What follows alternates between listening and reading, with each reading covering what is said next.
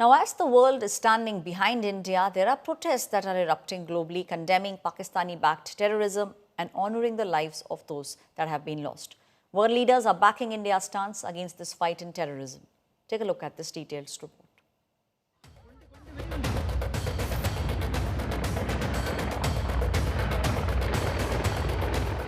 थोड़ा बताइए हुआ पति को मार दिया पाकिस्तान मुर्दाबाद मुर्दाबाद The world is standing with India in this fight against terrorism.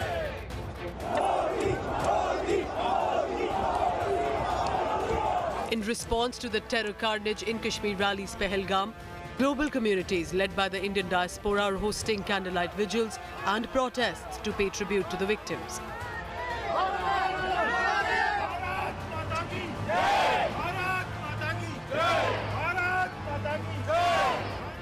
The Indian diaspora gathered outside the Indian High Commission in London, holding a vigil to remember the Pahalgam attack victims. Pakistanis also turned up outside the Indian High Commission in a counter-protest, claiming that Pakistan had no role in Pahalgam attack despite glaring evidence.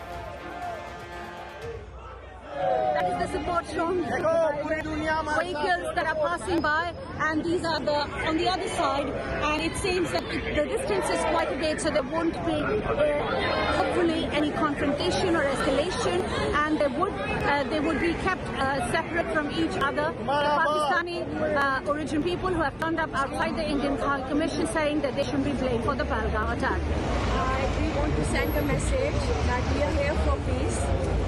We are against terrorism, and we are against the continuous terrorist attacks on innocent people. Bharat माता की जय भारत माता की जय Meanwhile, in Toronto, Canada, a protest was held by the Indo-Canadian community and joined by multi-ethnicities and nationalities against Pakistan-sponsored terror carnage.